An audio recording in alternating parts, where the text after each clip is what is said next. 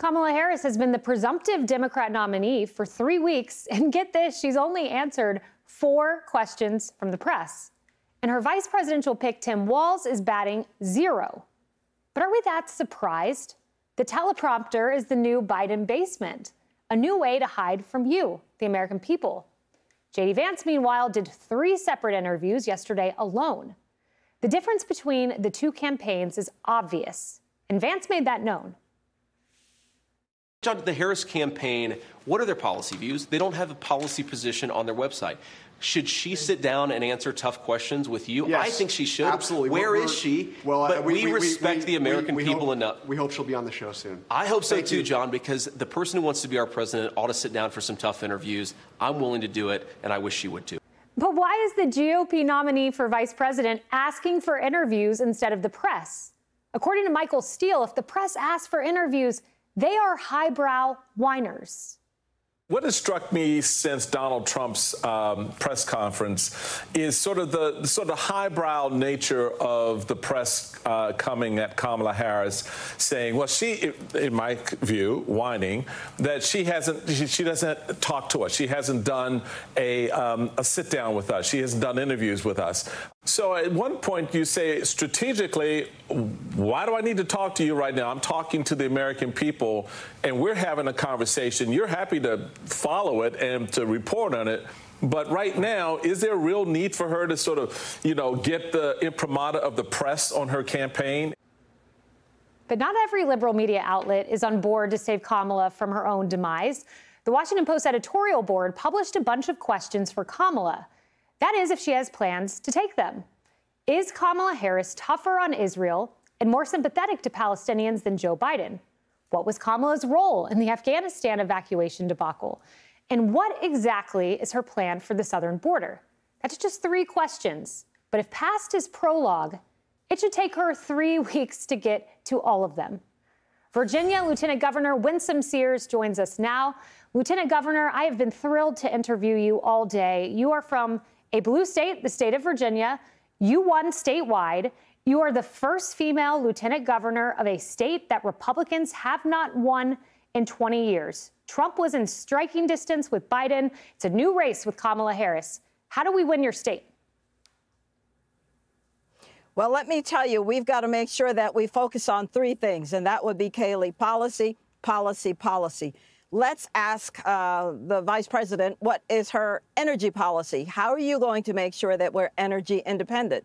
Because if you're only continuing to talk about renewables, that's going to be a problem.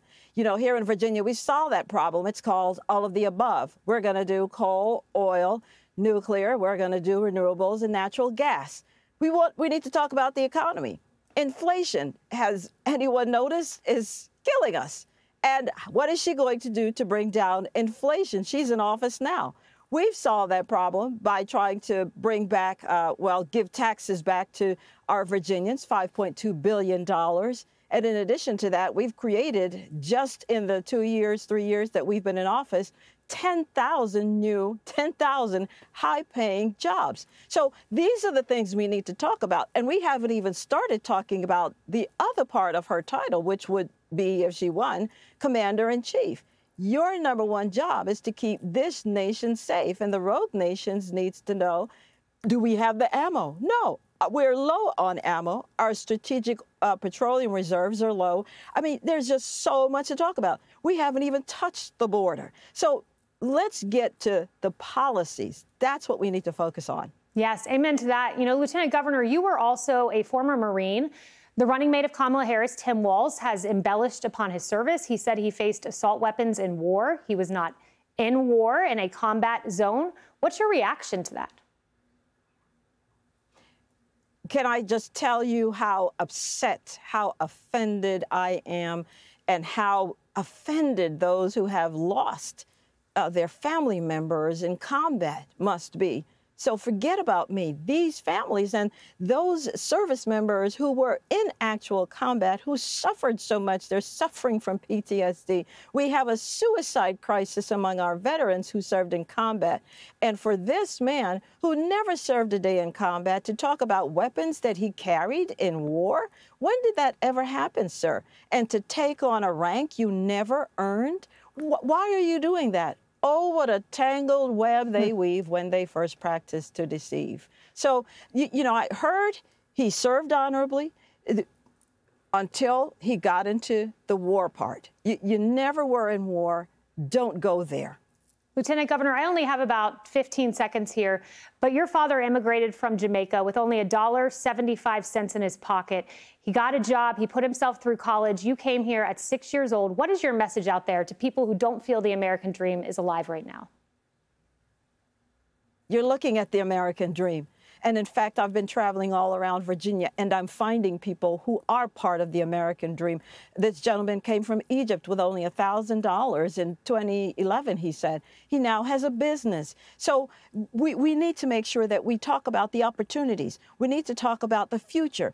Our children need to know that they can thrive, that they're not just going to survive. But if all we talk about is darkness and death and what used to be, then they won't have any place to go. Lieutenant Governor, it is great to have you. And hey, we could see you in the governor's mansion there in Virginia in a year. You never know. Thank you so much. Click here to subscribe to the Fox News YouTube page to catch our hottest interviews and most compelling analysis. You won't get it anywhere else.